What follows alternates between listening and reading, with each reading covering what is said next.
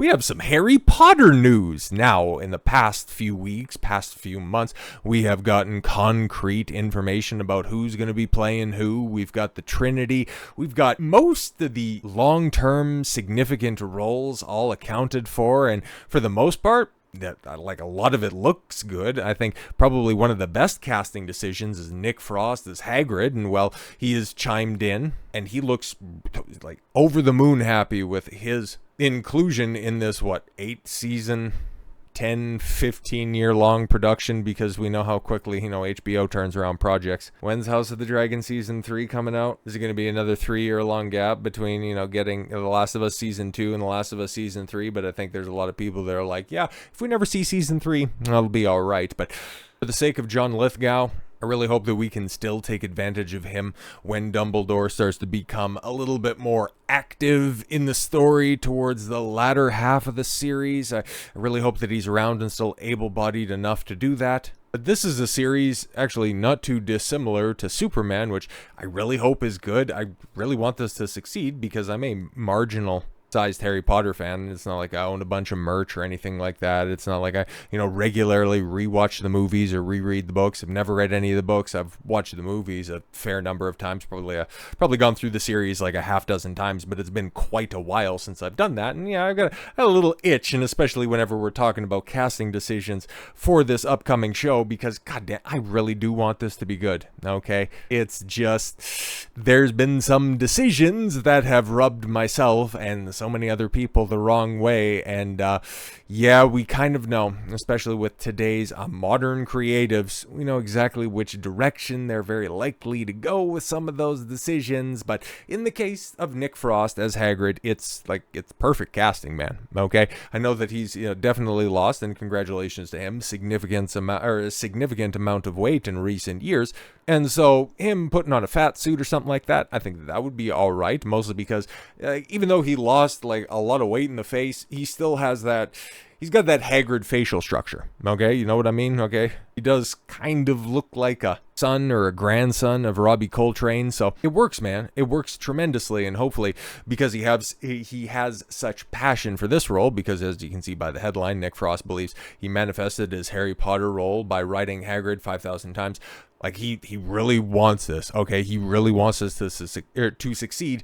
Not exactly the same thing that you could say for his performance in How to Train Your Dragon, but how many people are talking about that really faithful, really excellent live-action remake a few weeks after it releases? Oh, it was such a groundbreaking movie, and all of a sudden, gone out of public conversation. Yeah, he was Gober in that, and he phoned in that performance so hard you could practically hear a dial tone before he delivered any of his lines. But the second half of this, it's, well, something that would ruffle a bunch of people's feathers, but at this point in time, as somebody who is a lifelong conservative who hates people trying to wear children as political masks to push their, butchering tendencies, I would like to see them transitioned into a pile of ash, Tekken style, off of the top of a cliff into a volcano. But honestly, if I couldn't support an actor or an actress because of their terrible political takes, I would be fresh out of any entertainment to watch or consume. I mean, you guys hear me talk about Lord of the Rings all the time, but Viggo Mortensen is very, very open, or at least he was at the point in time, about his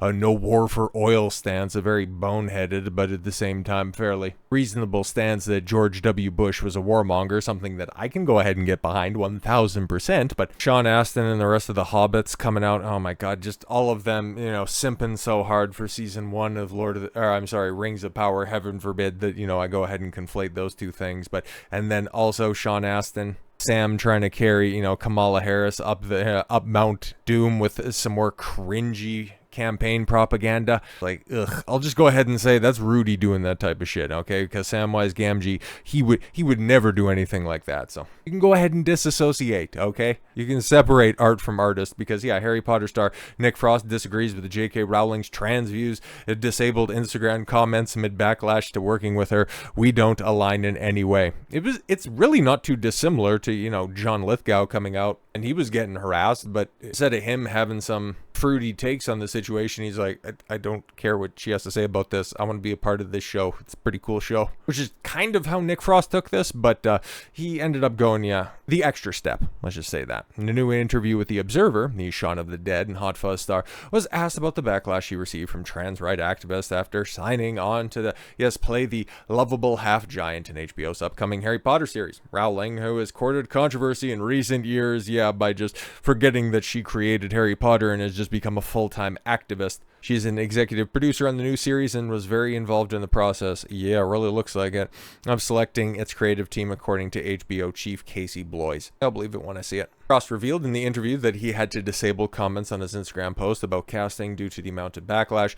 However, he said of the author, she's allowed to have her opinion and I'm allowed mine. They just don't align in any way, shape, or form. And you know what? That's totally fine, man. I may disagree with your opinion, but I will defend to the death your right to say it. Well, if push comes to shove, I'm not actually going to, fight and die because somebody wants to butcher kids. But you get the gist of it, okay? Free speech above all else. And so imagine that if you disagree with somebody or you disagree with one of their stances, you don't need to go ahead and totally disassociate from them or anything that they've done. It's a marvelous thought and something that I hope ends up getting applied once this series debuts in 2027, for Christ's sakes, because I don't think cameras have rolled, because we don't even have, I think we have a mostly complete cast, but yeah, thought I heard production. Isn't production going into development? I thought, or I'm not August, but autumn or winter of this year. So yeah, it'll probably take quite a while because there's probably going to be 8 to 10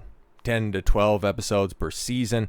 And it's going to be fairly effects heavy. Yeah, I wouldn't be surprised if we see this any earlier than, Harry Potter is a pretty close association with Christmas. So you might see this at the end of 2026. But I kind of think that this is going to be early 2027 before we see anything. So the whole, we don't have to get along with everything. And if you disagree, that's fine. You can take this all in stride. I really hope that sentiment also gets carried along to anything that could potentially happen with some of the other actors, some of the other plot lines that manage to just bubble up, because we all know, there's the one greasy hook-nosed elephant in the room that we need to address, that has been addressed time and time again whenever this show comes up, and that is in fact Black Snape. Because Snape, being such a interesting character that we've seen in the movies, that I've seen multiple times in the movies, really like the character.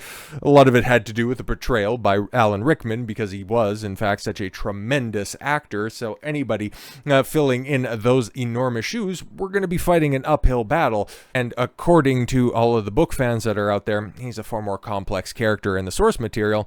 And as this series was supposed to address and follow along the source material a lot more closely than the movies, I was quite enthusiastic about, learning a lot more about this world. And then he cast the black guy as Snape, and because it's 2025, it's a modern day, and the writers in Hollywood, if they aren't just overtly ideologically driven, they're really bad at their job, so they're just going to go, black guy, we got to have a racist undertone subplot here. So it's we know exactly what's going to happen. I would love to have my expectations subverted in this, okay? And the one guy outside of Harry himself who has the most detail given about his physical appearance, I would love for his race and not to be mentioned at all whatsoever, but I do believe that we are right to point this out until we are proven wrong. House of the Dragon handled this stuff exceptionally well with the Valerians, and they tried to start this stuff up even before everything started, okay, because you had Steve Toussaint, okay, the sea snake, coming out, and he was like, oh no, they're all of those racist mega chud fans out there, they're just mad at me because I'm black. And then we seen the first season, it's like, the sea snake is pretty cool in the way that they work, the whole race swapped Valerian family, or Valarian, sorry, the Valari, George and his naming conventions, some of them are good, some of them are really silly, but the Valerians, V-E-Y, the fact that they ended up being the race swapped family really did properly and very smartly play into the wider narrative of the story, and I did like that change quite a bit. Do you think lightning is going to strike again twice? Yeah, I'm not entirely sure about that, but we know that that's going to be the foothold moving forward with all of the excellent casting decisions that are out there. Yeah, you got racially ambiguous Hermione, and you've got Black Snape. And if you just point out, wow, if you wanted to be so true to the source material, why are you making those specific changes? Meanwhile, everybody else looks perfect for their roles.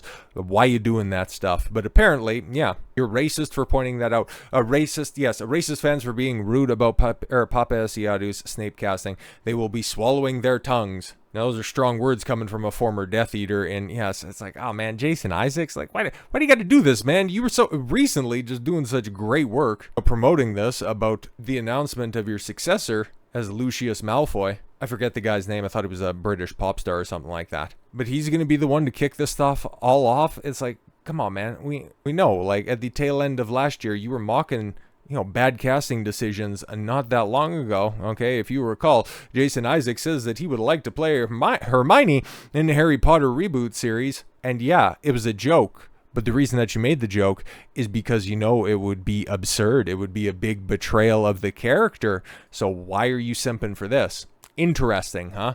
Jason Isaacs called out racist Harry Potter fans during a conversation with Collider at Fans Expo. Oh, was he baited kind of like Mark Malkin over at Variety? How if it's not, is this the gayest project in your specific franchise? Or what do you say about the backlash from the MAGA? The MAGA is mad. Were you baited by stupid Collider? That's all right. Blink twice if you are. Isaacs, yes, who is currently an Emmy contender for his work on on The White Lotus Season 3, starred in the original Harry Potter film franchise as Lucius Malfoy, starting with 2002's A Chamber of Secrets. Shit, that came out in 2000. Wow. Okay, that's wow. I didn't even realize that. I don't mind Chamber of Secrets. It's better than The Philosopher's Stone, and I can't make heads of tail A Prisoner of Azkaban. That's a big reason why I want to go back and rewatch those movies.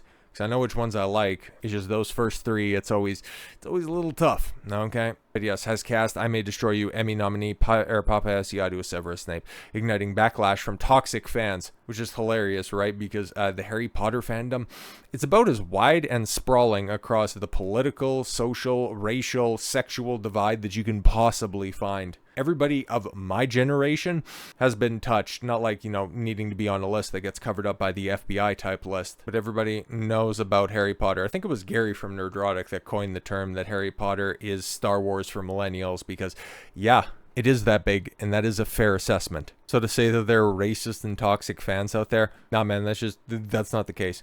Paapa Essiedu is one of the best actors I've ever seen in my life. I've seen some people online who are being rude about him. What they're being is racist. All the cast of the new Harry Potter TV series are amazing. They will be swallowing their tongues. Hopefully, their digital tongues when they see what Papa does on screen. Essiedu's casting has prompted Harry Potter fans to wonder if he would be at odds with J.K. Rowling, the author of the book series, who was closely involved with the show's development. Yeah, because I'm not too sure if Nick Frost signed the letter, but yeah, there was an open letter about, condemning J.K. Rowling, and whose name was on that list? All right, Black Snape, somebody who J.K. Rowling has publicly defended his opinions and his rights to have them, but has not commented on that specific casting and how that may or may not upend a lot of the plot points that she wrote in the books. But she said that, Harry, Ron, and Hermione casting, yeah, that's all fine. And then it's back to, anti-trans activism and openly hating men. But it's fine because she's based on one issue, but she's a turbo leftist when it comes to everything else. So here it is, just in earnest, the seeds being planted, because the moment that we start to see stuff, and especially what he's going to look like in costume, are they just going to put long, greasy black hair on him? Are they going to give him a prosthetic for the nose? Because,